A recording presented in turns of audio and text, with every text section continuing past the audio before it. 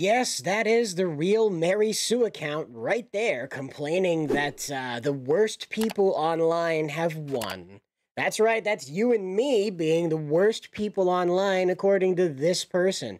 Now, what's interesting is that they've attached a link to an article here, and when you go over there, you notice something immediate here.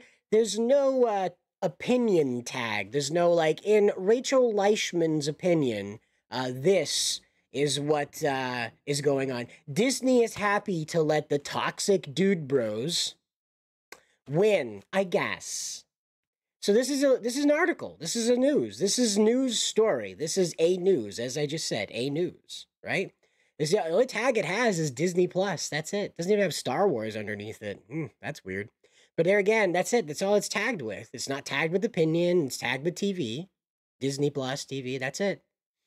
And so Rachel goes on and she says a lot of things. It's very nice and whatever. Good for her. I don't really want to focus on that, but I just want to point out that, man, like, just like the title suggests, the seething, the rage. They're so angry at us. They're so mad that we didn't watch. Then we laughed that we didn't watch and it failed because we didn't watch and we laughed at it.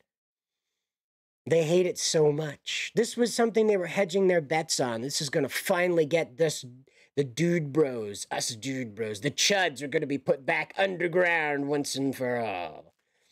But that didn't happen. That didn't happen at all. No. And so we've got another account here that reports on Acolyte business. So we have Renew the Acolyte. This is an account that just recently popped up. You'll note right here they have 2.2 K likes on this. A lot of interaction going on with this account. And it says, today we were met with the devastating news that Lucasfilm and Disney have decided at Official Acolyte, that's the X account, but to cancel it. They've canceled the Acolyte. But that doesn't mean fans can't still try to hashtag save the Acolyte. It's never too late to hashtag renew the Acolyte. It actually is too late because they announced that it's canceled. It would be really weird if they were like, psych, got you nerds. We're totally a Fortune 500 company. We take everything seriously. Got you nerds. You believed it, didn't you, Jeremy Prime? I could just hear that, right? You know, like Bob Iger and Kathleen Kennedy just all blinged out, right? Like it's 2006, just completely out of touch with what the current era is, right? It's current year, guys, right? It's current year. I just see them all blinged out, and like Bob Iger is like speaking that false Ebonics, you know, is that crazy white guy Ebonics. Yeah, it'd be great. I'm not going to do it right here because that would be intensely offensive. I'm not going to do it right here. It's a little too early in the morning. But I don't feel like it. Okay, I don't feel like it. Let me know down in the comments, all right? Let me know about it. Complain if you want. But renew the Acolyte, right? And so this account reports on this. You have people replying to it. They're very sad about it. And then you have Ryan Austin. He shows up and he says, no thanks. And he talks about Plagueis and Toolbag Headland. Yeah. Funny nicknames for Leslie Headland scattered throughout these, but let's move on over here to what's surprising here is Jacob Fisher. This is the editor-in-chief of Discussing Film. So he's quote tweeting, or quote posting, I guess it's called, quexing. I'm not sure. Anyway, Discussing Film is in the reply here. And so The Acolyte has been canceled by Disney Plus after just one season. Kind of like Cowboy Bebop. It was just so horrible, they had to get rid of it or else it was going to sink other projects. How about that? So Jacob Fisher, though, he's very broken up about this. It's very sad, very, very sad over here at Discussing Film. And he has this to say. He says, The Acolyte is basically the first live-action Star Wars series to have fully original characters, etc. The fact that it got the viewership it got is somewhat impressive in and of itself. So Power Rangers, right? Like for like 25 years or so, maybe less, maybe like 22 years, they were changing the teams every year. You got a new set. You didn't even get the same suits. You got some of the same terminology, but, you know, new group every time. Okay?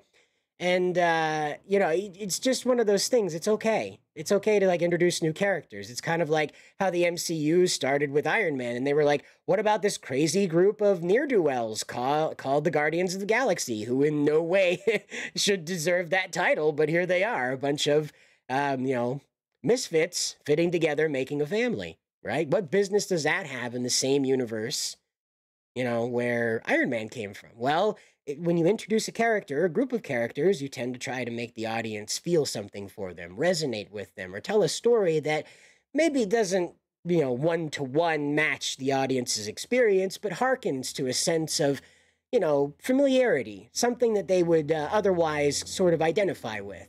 Now, The Acolyte went with broken family, because who can't relate to a broken family with sisters at odds and one of the sisters hating the male figure so much it bleeds into her lightsaber? Because that's a thing. You just force bleed, right? Once a month, you force bleed, right? Don't forget your force tampons.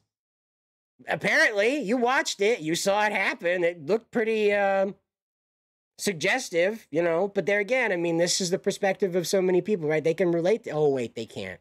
Nobody watched it? Nobody watched it. Right. And so he goes on. He says, streamers have become so much safer that they're actively cutting their own legs by not letting these shows foster with multiple seasons. At many other platforms, the viewership that Acolyte garnered would have definitely warranted a season 2. Really don't like the direction that Lucasfilm is going in. You'll never impress the right-wing YouTube crowd. I don't know. Deadpool seems to have knocked it out of the park with what you, Mr. Fisher, Mr. Jacob Fisher of Discussing Film, would define as a right-wing YouTuber. Most of the folks that are around the Friday Night Tights, Geeks and Gamers sphere, if you prefer, the hypersphere of social interaction, most of the people in the orbit of those forces, those folks, if you will, factions. There we go. That's a good spooky word, right? Factions. The Geeks and Gamers faction. The Friday Night Tights faction. Right? Spooky. Careful, Mr. Fisher. I don't want to make you pee yourself, all right? Don't get that scared. I just made it up. It's not real. They're not organizing. Gary would look terrible in a beret, all right? Don't buy a beret, Gary. It's not going to work. I promise. I tried it. This is why I wear this hat and not a beret.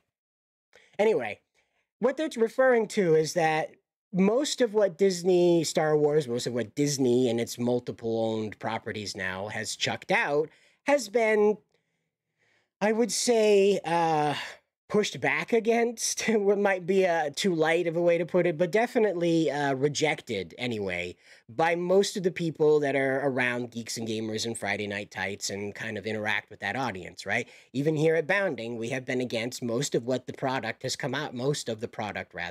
has come out of this entity, Disney, this beast, if you will. And that's okay. It's okay because, again, there are billions of people on YouTube. Estimated right now that there's 4 billion people using YouTube right now, at this very moment. Okay? And that's okay. That means that there's tons and tons and tons of content to absorb. But for whatever reason, Gary Nerdrotic of Friday Night Tights and the crew that he gathers around him on Friday to talk about these things are such a gigantic wrecking ball, right? That these people that are running Discussing Film are like directly talking to Disney, like calling them out here on Twitter. They're not like talking to them on the phone, but calling them out, like directly like calling them out and saying like, you're never going to impress guys like Jeremy Prime and Ryan RK Outpost. And you're never going to impress Gary Nerdrotic. You're never going to impress Spencer Bakuli, the editor-in-chief of Bounding Into Comics. I almost forgot who my boss is. But the whole situation is that you will. You will. Because you're not... Deadpool and Wolverine demonstrated that you're not dealing with people who just hate on sight. You're dealing with people who don't even have a very niche expectation. What they expect is to go pay money for an entertainment experience and to be entertained. It's a really wild idea. I know, it's crazy, Mr. Fisher. It's absolutely nuts to go to a movie theater, fork over the price of a tank of gas, all right? And then expect to be entertained by what gets blasted at you at max volume in a theater that kind of smells like BO and popcorn butter, okay? I don't know about you, but it's kind of a lot to ask of people to just keep surrendering their money, their hope, so that these things can get multiple seasons and Leslie Headland can figure it out. She got $180 million to figure it out, Mr. Fisher, and this is what she rendered. I'll remind you, it's her. She was the producer. She was the creator. She was the writer. She was the director, okay? That's all in the credits of the show. It's just Leslie Headland's name staying static at the center of the screen while a bunch of credits just flash by at the top in that Star Wars-y Tron blue color they're obsessed with. And that's what they got. That's it. You got the Leslie Headland fan fiction of Star Wars. And it is fan fiction. I wrote it for over 10 years. I know what I'm talking about. Fan fiction goes back... Oh, hold on.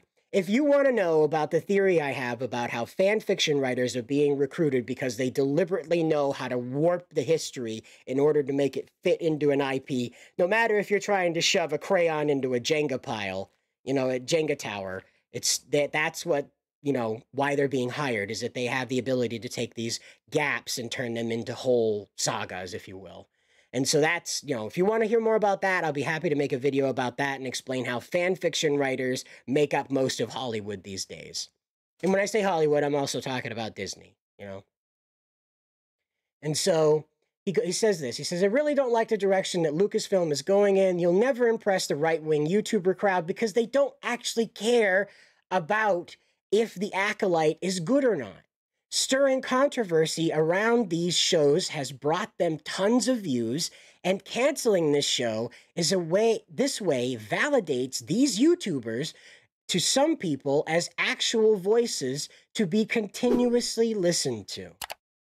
Now, where I come from, when someone tells you that it's raining outside and you open the window and you stick your hand out and your hand gets wet because there's rain coming down, and you go, wow, my hand is wet because there's rain outside, you go, wow, that guy was right.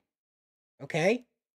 Maybe I'll check this guy's weather predictions, you know, his weather observations again when I am unable to view what's outside my own window. But that's the base level that this is what this guy's talking about. Is that because Geeks and Gamers, because Bounding into Comics, because Nerdrotic, because Ripperverse, because Heel versus Babyface, because Chrissy Mayer, everybody under the sun could see that this was a bad idea from every direction, financially, you know, lore-wise, as far as like the universe goes, and also in an effort to expand what Disney's capable of, it's also a bad idea. Every angle of this was stupid. So it wasn't like these people, you know, us, whoever the commentators are, had any particular agenda here.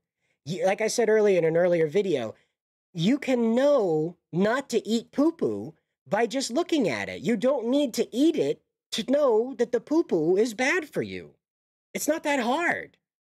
Most stuff that looks the way that stuff is awful. You could tell from the first trailer that there was no life to this.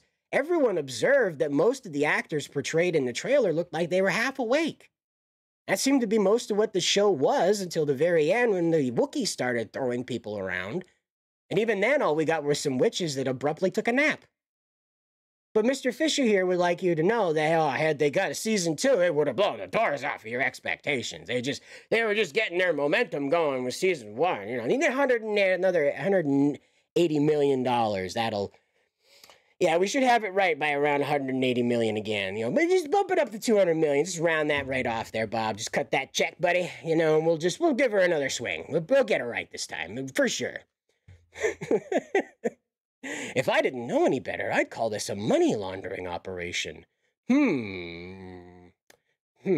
that would be weird, and that's illegal, and Disney wouldn't do anything like that. Disney doing illegal things. Oh, perish the thought. Perish the thought. But anyway, we've got Scott Mendelson, all right? Now, if you might be wondering who Scott Mendelson is, Scott Mendelson is a film critic of moderate notoriety. He's intermingled with like a Grace Randolph in there with, you know, Film Thread. You know, cultural commentators that also bridge into film stuff that primarily their focus is on film, but there's a little bit of like what's going on in the world that contributed to the film, the atmosphere around making it, that kind of stuff. I'm not chalking down to anybody. I'm just trying to explain where this fella fits in the hierarchy of why you should give a damn about what he has to say. And so this is what he has to say about this. And he kind of brings up a good point here because it's not necessarily Amanda Stanberg's fault that the show sucks. Her acting wasn't great, but as we've seen, even with like stone cold people that aren't really great at acting, like we saw with Batista, they'll find a way to like work you in where you shine and you look good, and you don't have to like overstretch yourself and try to do Shakespearean, theater, try to do Greek theater, when you're a person that's really good at like running through walls, being stabbed by Thomas Jane, when you're just really good at taking a knife from Thomas Jane, I'm just saying, you find a spot for people. You don't put them where they don't belong. Amanda Stanberg, she probably would have done well as like one of those Jedi characters in the background that had some information to render about the whole mystique of these witches and things like that. Probably would have done very well as playing like some, I forget what like Lawrence Fishburne, his Morpheus character's ex-wife was in that Matrix Reloaded movie there, the one in the red suit. But like kind of like that character who's like formerly on the in but now on the out kind of character who bridges the light and the dark and exploring the history of the two interactions. And so a bit like the Samuel L. Jackson character with the purple lightsaber. That would have been fine. There's no reason why that person wouldn't exist in the KOTOR times either, right? So it's, again, would have been all right. Character probably would have flourished, but we got this overblown twin Freaky Friday thing that just made no sense on its face to begin with.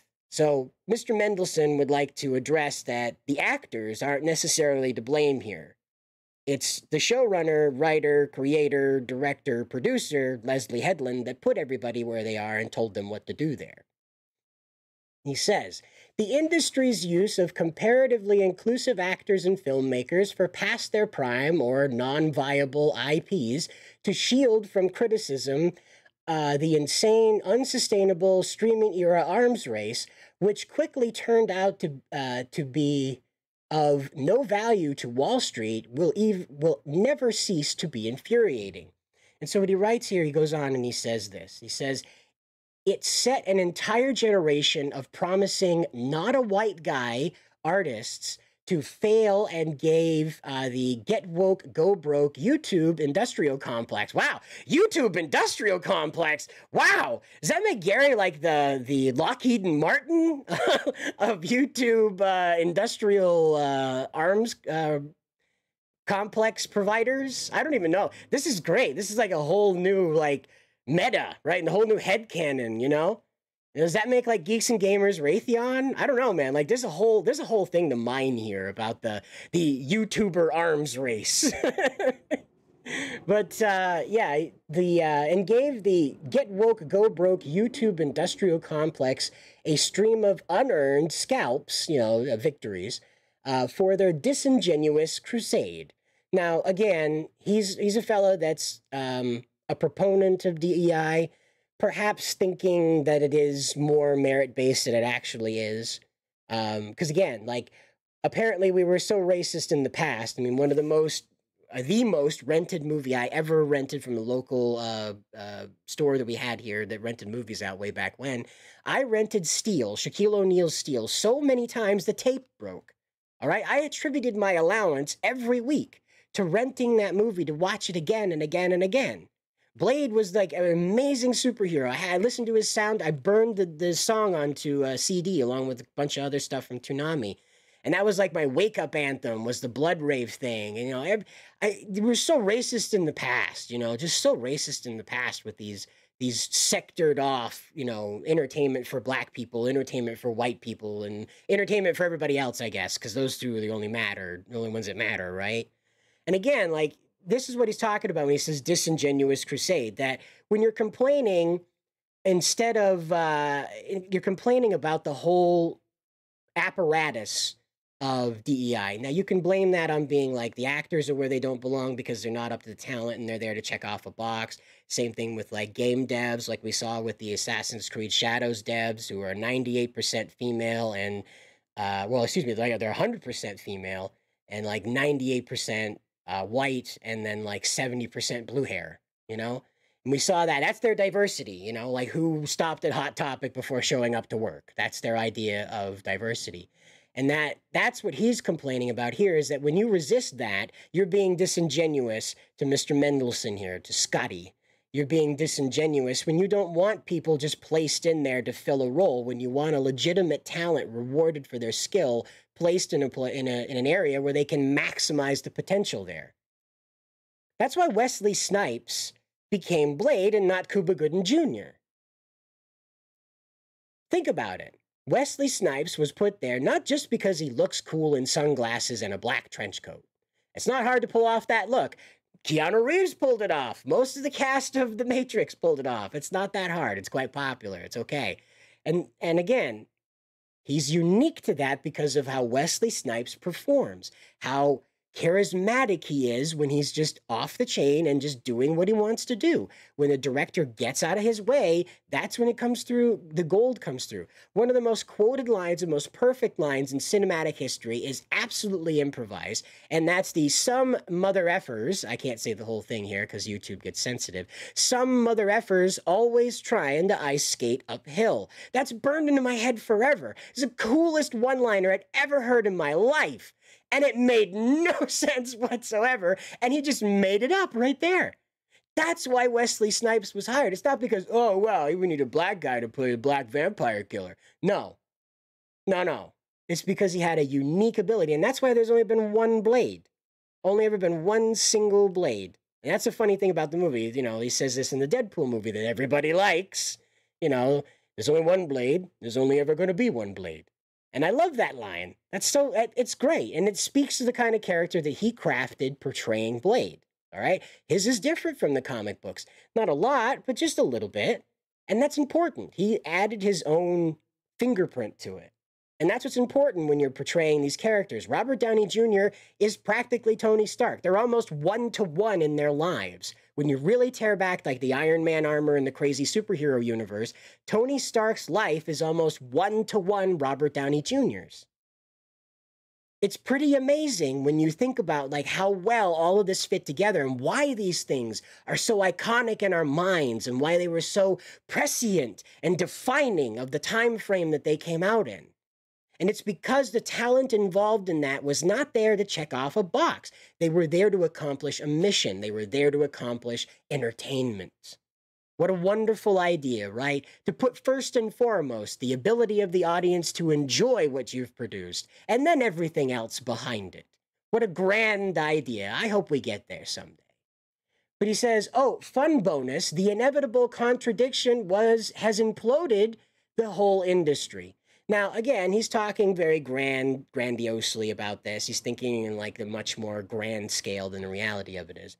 As we've seen, the DEI woke business is not going anywhere anytime soon, and as evident by the new plans that have just come out that explain that Secret Wars is probably going to be dominated by a lot of crosstalk. You're going to see a lot of battles, a lot of stuff coming out, but they're going to start inserting conversation that we've expected out of Marvel. And I'm only being vague because I can't tell you exactly what it is because that isn't out yet. But they're already talking about the messaging and how it's important to cast the right people and make sure that we're working with the creatives that best represent the demographic of modern audiences, you know? And they're still using that term, modern audiences, all right? So I wouldn't say the industry has imploded because The Acolyte got canceled. Mr. Mendelsohn, I think you're being hyperbolic here. But it definitely sent a very loud signal across the audience of Star Wars that remains positive about it anyway. But, you know, what would be complete, you know, what like mental breakdown of these journos and people who commentated positively about this, what would that be complete, what compilation that would be complete without Alyssa Mercante? Yes, Alyssa Mercante, if you prefer. And our own Miss Nerdigans, the Packer girl over on X, She contributes to our anime coverage here, our anime in Japan coverage. So feel free to check that out over on boundingintocomics.com. But she's collected Alyssa Mercante's thoughts about this situation. Now, Alyssa leads with, "The Acolyte is yet another victim of ballooning budgets, years-long production times, and badly behaved fans." Yeah, because when you complain about something, you're bad, right? You're behaving badly. When you want to let the town know that you got a pothole that just snaps the wheel off your car, you're behaving badly. You got to just not do that, Chief. Don't report that. Don't report that. You know, complaining about all the garbage burning going on. Don't do that, Chief. That's bad behavior. Don't have that. Can't do it. Alyssa Mercante wants your lips to keep shut. You understand? You're not supposed to talk about this. Mum's the word, right? So we'll go down here, right? Now, Alyssa wrote this article. She linked to it. That's what the fancy cross sabers picture was underneath there. But Miss Nerdigans has gone out of her way to isolate some of the gems from Alyssa's article. I wouldn't call it an article. It's more like a screed manifesto. I don't know if you had this in your school, but when I was growing up, there were psychopaths in our school that were like using poop to write bomb threats on the wall. And I'm just not sure that Alyssa's too far away from that, right? I'm just waiting for like hate nerdrotic to be carved on the walls of the Kotaku office bathrooms in Dookie. But whatever. So, quoting Alyssa's, I want to call her Melissa, quoting Alyssa's article, Miss Nerdigans provides for us, quote, "The Disney Plus series dared to reevaluate decades-old tropes, unpack the flaws of the Jedi Order, and play with the space sandbox setting in new and interesting ways. Stunning and brave ways, you might say, yeah? Stunning and brave ways." But Alyssa's just very broken up that, it did so many revolutionary things, like call the sanctity of the Jedi Order into question, because who has ever done that before? Who has ever made the Jedi question their authority and purpose? Who has ever done that? What would be the purpose of such a thing? And obviously, Leslie Headland's the very first to have ever done it. But Miss Nerdigans goes on, and she isolates another quote here, and it writes, quote, "A specific sect of fans are notoriously resistant to changes to lore or the centering of marginalized folks in Star Wars media, and the Acolyte pissed them off from the jump. Run by a woman with a black non-binary lead, lesbian witches, and a blistering take on the flaws of the Jedi." Yeah, I have a problem with all that. I do. And it's not because that's a black non-binary lead, lesbian witches or whatever. I just think it's nonsense to make that matter. As I said before, if Amandla had the talent, she should have carried the show, but she didn't. It was almost impossible to remember she was in it. If the camera wasn't constantly cutting back to her, you'd forget that her character even existed in this whole experience. And she was playing two of them. That's the reality you're looking at, all right? And so we've got another one here, another gem from the pile. And it says, quote, "When a modern TV series takes place in a long-running franchise and dares to offer a different kind of fan service, the sad reality is it will likely serve as a reminder of how far a fandom still has to go. Be better, guys, if you don't want to see naked dudes in your Star Wars, if you don't want to see all this focus on nothing to do with the Jedi, if you don't want to see all this introduction of satanic imagery and lesbians making babies in your Star Wars, well, be better. We've got such a long way to go. Long way. Been a long way. But if you want to help Miss Nerdigans out, she is a one-woman, one-cat operation, her and Xeno trying to take down the apparatus of these people choking our culture to death. Feel free to support her at these locations right here. Her PayPal, Patreon, and Cash App are right there on the screen. Feel free to pause it and take down a note if you'd like. So here we go again, though, with the top end of this. This still gets me with this here, with Rachel Leichman. Disney is happy to let the toxic dude bros win, I guess. So here we are, dude bros. We won again. We won. by getting the show canceled. Yeah, I called Bob Iger up and I was like, you got to can it. And he's like, all right, I didn't even know we were doing it. Thanks. And he sent a really nice box of brownies. No, that's not what happened. They looked at the numbers, they looked at their investment, and they said, that's enough money laundering on this project. We'll move it around to something else. Maybe that Time Bandits thing. We'll put money into that one. Put the money laundering effort into that one. But that's what you're looking at. That's what we're seeing right here, is the kicking and screaming of the journos. Not even the actors, not even the production team. Leslie Headland isn't out there kicking up this much dirt. As the journalists, as the people that are just meant to go, yeah, you know, that's happened and it's over with now, and we're going to move on to the next piece of news. Nope. They got to dig in their heels. They got to put out this as a news story. Disney is happy to let the toxic dude bros win. Sorry, I want to do douche bros. Sorry, weird, I know. But this is what they're thinking. They hate what has happened so much that this is what they're calling news. This is a title to a news story, not an opinion. Rachel Leishman put this out there as news. You're the news. I'm the news. Hate is the news. But in a couple of weeks, nobody will remember this even existed. Hopefully, it'll be wiped from the canon the way that Willow was, you know? We'll get lucky and they'll just erase it from existence entirely, and we'll all just get a chance to forget it ever happened. Won't that be nice? Oh well, we'll see you in the next one, guys, and until then, good luck out there.